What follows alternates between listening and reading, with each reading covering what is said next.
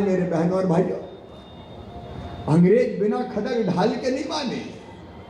जब उन्होंने देखा कि देश ने विद्रोह कर दिया है, आजाद हिंद फौज के हमारे सेनानियों पर मुकदमा चलाया जा रहा था और देश में विद्रोह की ज्वाला भड़क रही थी। अंग्रेजों भारत छोड़ो, और अंग्रेजों को लग गया कब हिंदुस्तान में बने रहना संभव नहीं है, तब उनने घुटने टेक के भारत को आजादी दी। और आजादी दिलाने में भारत माता के सच्चे सपूत नेताजी सुभाष चंद्र बोस का अविस्मरणीय योगदान, इसलिए मैं उनके चरणों में प्रणाम करता हूं। मैं अमर शहीदों का चारण उनके यश गाया करता हूं, जो कर्ज राष्ट्र ने खाया है मैं उसे चुकाया करता हूं।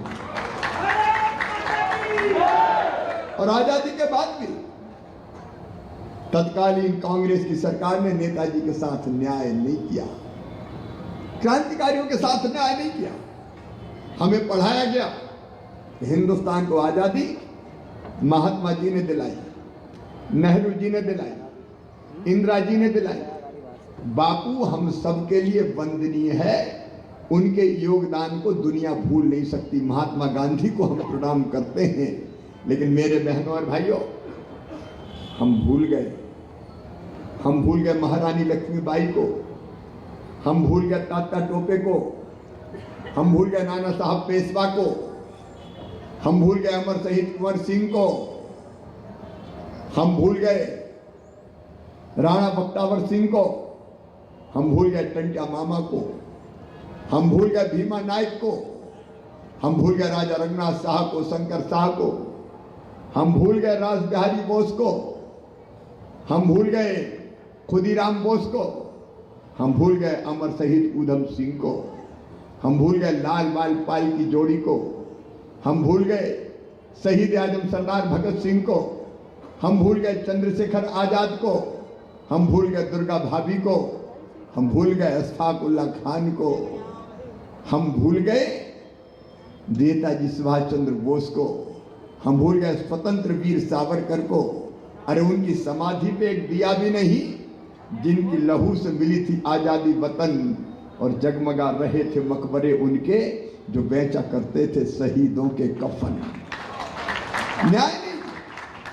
और मुझे कह दो गर्व है कि आजादी के बाद अगर क्रांतिकारियों के साथ न्याय किया, या तो अटल जी की सरकार ने किया या मोदी जी की सरकार ने किया।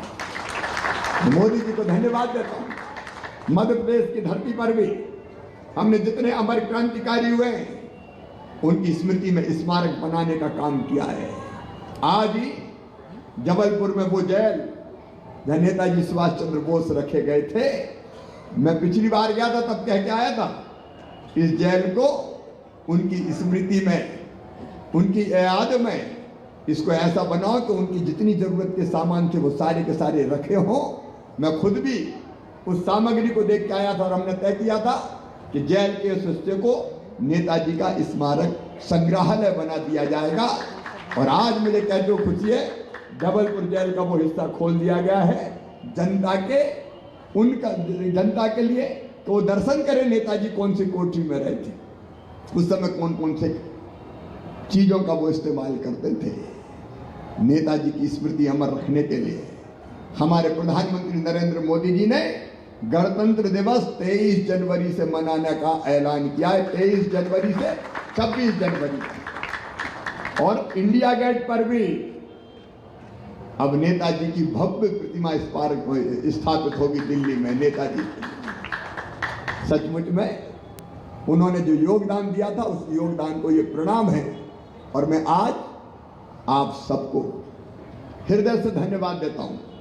आपके नेता विश्वास सारंग जी को मैं धन्यवाद देता हूं, पूरी टीम को मैं धन्यवाद देता हूं। आज 23 जनवरी के दिन आपने नेताजी की प्रतिमा का अनावरण यहां सामने करवाया। सचमुच में उनने तो सब कुछ न्यौछावर कर दिया, लेकिन अगर वीरों की पूजा नहीं हुई तो वीरता भी बांझ हो जाएगी। आपने उस वीर की पूजा की है, भारत माता के सच्चे सपूत की पूजा की है, और इसलिए ये कार्यक्रम आज अविस्मरणीय बन गया है। हम नेताजी के सपनों का भारत बनाने का प्रयास प्रधानमंत्री जी के नेतृत्व में कर रहे हैं, और वैसे ही मध्य प्रदेश बना रहे हैं। उसने गोपाल जी भी बता रहे थे, विश्वास भाई ने भी जिक्र किया कि हमने पूरे भोपाल को, उस जमाने में क्या भोपाल था 2003 तक, एक नहीं अब दर्जनों फ्लाईओवर की सौगात दी जा रही है। ये रेलवे का ओवरब्रिज बन रहा है। हम लोगों ने कभी कहा था flyover city Bhopal, metro city Bhopal, अब मेट्रो आप बनते हुए देख रहे हैं। IT city Bhopal, heritage city Bhopal, green city Bhopal, clean city Bhopal, Bhopal को नए स्वरूप में उभार के पूरे हिंदुस्तान में स्थापित करने का काम आपके सहयोग से किया जाए। विश्वास जी अभी बता रहे थे आप कि नरेला विधानसभा में भी अशोका गार्डन क्षेत्र हो, चाहे अलग अलग हमारे इलाके हो, कितने काम किए हैं, और अभी भी विश्वास की ललक गई नहीं है। उन्होंने एक और सूची मुझे दे दी, और मैं भी कह रहा हूं कि चिंता मत करो, अपनी तो सरकार है विश्वास, जनता के विश्वास को किसी कीमत पर नहीं तोड़ेंगे। एक के बाद एक विकास के काम लगातार जारी रहेंगे। चाहे पीने के लिए नर्मदा जल का सवाल हो, स्वच्छ भोपाल बनाने का 2 अपील आज मैं जरूर करना चाहूंगा। एक, मैं प्रधानमंत्री जी को प्रणाम करता हूं। देखो, कोरोना की तीसरी लहर चल रही है, बीमार इन्फेक्टेड तो बहुत हो रहे हैं, इन्फेक्शन कई को हो रहा है, लेकिन पहली और उसके बाद सबसे भयानक दूसरी लहर में जो नुकसान हुआ था वो हम कभी भूल नहीं सकते। हमने कई अपनों को खो दिया, अस्पताल भर गए थे, पांव रखने की जगह नहीं थी, ऑक्सीजन की हालत ऐसी हो गई थी कि रात रात भर हम जागते थे, रात रात भर, कि कैसे ऑक्सीजन का टैंकर आ जाए। लेकिन तीसरी लहर आने के बाद भी आज भी बड़ी संख्या में केस मिल रहे हैं। आप जानते हैं अकेले भोपाल में 2000 से ज्यादा। लेकिन राहत की बात यह है कि धन्य है मोदी जी, वैक्सीन हिंदुस्तान को दे दी। हमने वैक्सीन लगा दी, और एक एक आदमी को लगाने की कोशिश की है, ढूंढ ढूंढ के घर घर जाके लगा रहे हैं। यहाँ कलेक्टर, नगर निगम, कमिश्नर, बाकी अमला भी है। मैंने कहा कोई नहीं छूटना चाहिए। आपने सबने वैक्सीन लगवा ली कि नहीं? जिनने लगवाई हाथ उठाओ। कोई रह गया हो तो भैया उसको भी लगवा लेना, क्योंकि यही वैक्सीन है जिसके कारण कोरोना हो तो रहा है, लेकिन वो लंग्स तक नहीं जा रहा, गले में ही अटक के सर्दी जुकाम और बुखार की तरह समाप्त हो जाता है। और 60 साल से ज्यादा उम्र जिनकी हो गई वो भी चिंता मत करना, तीसरा भी लगवा लो, चिंता काहे की, बूस्टर डोज भी लगवा, काहे को कोरोना को हमला करने दे। ये वैक्सीन से रोग प्रतिरोधक क्षमता बढ़ जाती है, तो वैक्सीन से शरीर लड़ लड़ा के उसको, वायरस को वहीं खत्म कर देता है। और इसलिए 60 साल से ज्यादा उम्र वाले, जिनको दूसरी भी कोई बीमारी, डायबिटीज हो, ब्लड प्रेशर हो, और कोई बीमारी हार्ट की हो, किडनी की हो, भैया जरूर लगवा लेना, कोई संकोच की बात नहीं, लगवाओ। और अब बच्चे 15 से लेकर 17 साल के क्या सब मिल गए कि थोड़े मिल नहीं रहे? या ढूंढो कहाँ है, लगाओ भैया सबको। ये कलेक्टर, कमिश्नर को भी रोज में खिंचाई करता हूँ, कितनी लगी बताओ, कौन कौन रह गए, सबको लगवाना। तो अभी 15 से 17 के साल के बच्चों को भी लग रही, 18 से ऊपर लगी गई। इसी के कारण कोरोना का असर कम हो रहा है, लेकिन मास्क भी लगाए रखना। अब हमने देखा कि कुर्सी तो दूर दूर लगी है, सोशल डिस्टेंसिंग बना के बैठे हैं, लेकिन कई बार जरा जोश में लोग मानते नहीं, मामा एक सेल्फी हो जाए। अच्छा, मैं पुलिस को तो दूर कर देता हूँ, भाई बीच में मत आओ, और मामा दुबला पतला, तो नौजवान की पकड़ के खींच लेते, मामा सेल्फी हो जाए। लेकिन कोरोना तक थोड़ी सावधानी रखना है। अभी मैं बसा करके छोटा सा गांव था, सागर जिले के केसली ब्लॉक का फांक भी आ रहा हूँ। भाभी, माताएं, बहने सचमुच में जागरूक बहुत है, लेकिन भैया का लाड़ प्यार इतना है कि वो फिर मास्क भूल जाती है। तो भाभी मैं हाथ जोड़ के आऊँ कि बहन मास्क तो लगाओ कम से कम, ये जरूरी है। तो मास्क लगाए रखें, दूरी बनाए रखें कोरोना से मुकाबले के लिए। एक दूसरी मैं प्रार्थना आपसे करना चाहता हूँ, ये भोपाल स्वच्छता के मामले में भाई थोड़ा पिछड़ रहा है। बताओ, अपना शहर गंदा रहना चाहिए क्या? मेरे जोर से बोलो, रहना चाहिए क्या? ये सारे रहवासी संघ के अध्यक्ष वरिष्ठगण बैठे, मेरे कार्यकर्ता और जनता के साथी बैठे। मैं आपसे अपील करता हूं, अपना नरेला विधानसभा क्षेत्र को भी हम स्वच्छता के मामले में अव्वल दर्जे पर लेके आएंगे, चाहे कुछ हो जाए। तो उसमें भी सब रहवासी संघों का सहयोग चाहिए। और तीसरी बात भैया, हम सड़क तो बनाएंगे, पुल पुलिया बनाएंगे, स्मार्ट सिटी बनाएंगे, मेट्रो बनाएंगे, लेकिन गरीबों की जिंदगी भी बनाएंगे रे, उनकी जिंदगी भी बदलेंगे। एक दिन में बहुत ठंड थी, तो हमने कहा जरा शहर के हाल देखने निकल पड़ते हैं। तो हम गए पहले सुल्तानिया अस्पताल के पास रैन बसेरा में, फिर और एक हमीदिया अस्पताल के वहाँ गए। फिर मैंने कलेक्टर नगर निगम कमिश्नर से कहा कि नहीं जरा रेलवे स्टेशन पर देखते हैं कहीं कोई बाहर तो नहीं सो रहा, बस स्टैंड पर देखते हैं वहाँ तो नहीं सो रहा। हमको कुछ लोग फुटपाथ पर सोते हुए मिले। मैं माफ़ी मांगता हूँ, मुझे बहुत तकलीफ हुई और मैंने तुरंत निर्देश दिया, काहे की सरकार अगर गरीबों को सोने के लिए रैन बसेरा ना बना सके तो काहे की सरकार। मैंने तुरंत निर्देश दिए, अस्थायी रैन बसेरा बनकर तैयार हो गया। और अब अंदर लोग अगर रेलवे स्टेशन से जाना रात काटनी तो इतनी सर्दी में बाहर काहे को रहे, नहीं खाएगा मामा कहने के लिए थोड़ी है। और इसलिए मैंने कहा है कोई बाहर नहीं सोएगा, एक नहीं 10 रैन बसेरे बनाना पड़े तो बनाओ, गरीबों के लिए सरकार है। पक्के नहीं बने तो अस्थायी बना दो, लगाओ टेंट, बिछाओ बिस्तर, लाओ कंबल और गरीबों को उड़ाओ। गरीबों की जिंदगी भी आराम से कटनी चाहिए, इसलिए रैन बसेरों का सवाल।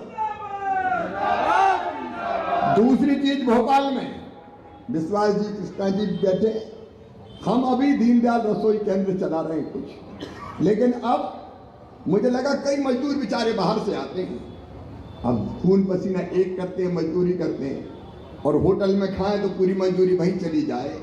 और इसलिए हमने दीनदयाल रसोई केंद्र खोले, लेकिन वो अभी एक कुछ व्यवस्था ऐसी करो कि चलती फिरती रसोई बन जाए, गाड़ी में ही रसोई रहे और जहाँ गरीब मिले, गरीब को 10 रुपया में भोजन भरपेट करवा दो। ठीक है कि नहीं बताओ? अरे ठीक है कि नहीं? काहे के लिए इतना बजट भर के बैठे हैं भाई? और ये कमिश्नर नगर निगम भी आ जाए भाई, ये शुरू होना चाहिए। पैसे की दिक्कत तो नहीं है? अरे जोर से बताते, कलेक्टर भी खड़े हैं, पैसे की कोई दिक्कत नहीं है।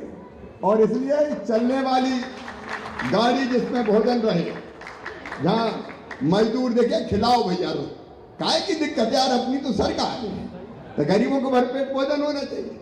और वो जो राशन है 1 रुपया किलो, 1 रुपया में 10 किलो मिल रहा है ना अभी। 5 मोदी जी निःशुल्क भेज रहे हैं गरीब कल्याण योजना का, 5 मुख्यमंत्री अन्नपूर्णा योजना का, तो मिल रहा है कि नहीं मिल रहा? मिल रहा है कि नहीं मिल रहा भैया? तो वो जरा ढंग से मिलता रहे। गरीब के घर चूल्हा जलना चाहिए, ये सबसे बड़ी प्राथमिकता है। और दूसरी बात और सुन लो भैया, अभी हमने रोजगार मेला लगाना शुरू किया। स्वरोजगार मतलब गरीब काम धंधा करना चाहता है ईमानदारी से, हमने स्ट्रीट वेंडर योजना बनाई और उसमें तय किया कि जो गरीब हाथ ठेला वाला है, सड़क पे फल सब्जी बेच रहा है, छोटा मोटा व्यवसाय करके अपनी दुकान चला रहा है, तो उसके पास पैसे कोरोना में नहीं होते थे, तो वो बड़े सूदखोर से कर्जा लेता था और ब्याज इतना कि चुका के मर जाता था। हमने तय किया कि ऐसे लोगों को 10,000 रुपया बिना ब्याज के मिलना चाहिए। अभी तक 33,000 लोगों को दिया जा चुका है भोपाल में। आगे जिनको जरूरत पड़े उनको स्ट्रीट वेंडर का ये 10,000 रुपया बिना ब्याज का देना है, ताकि लोग कमाएं खाएं। ठीक बात है कि नहीं? अरे जोर से बताओ, ठीक है कि नहीं? क्योंकि रोजी रोटी चलनी चाहिए। मेरी बहनों, मैं भारतीय जनता पार्टी की कार्यकर्ता बहनों से भी अनुरोध करता हूं, अब शहरी आजीविका मिशन हमने बनाया है। अभी 4,500 सेल्फ हेल्प ग्रुप बन गए हैं बहनों के भोपाल में। एक में 10-10 बहनें हैं, उनको रोजगार के लिए लोन दिलवा के, बहनें इतने अच्छे हैं, जैसे अब जरदोजी का काम भोपाल में खूब होता है, इतनी तरह की चीजें बहनें बना रही है। देखो मेरी हसरत है, मेरी इच्छा है कि एक बहन की आमदनी 10,000 रुपया महीना तो हो जानी चाहिए घर का काम करते करते। इसलिए सेल्फ हेल्प ग्रुप शहरी आजीविका मिशन के अंतर्गत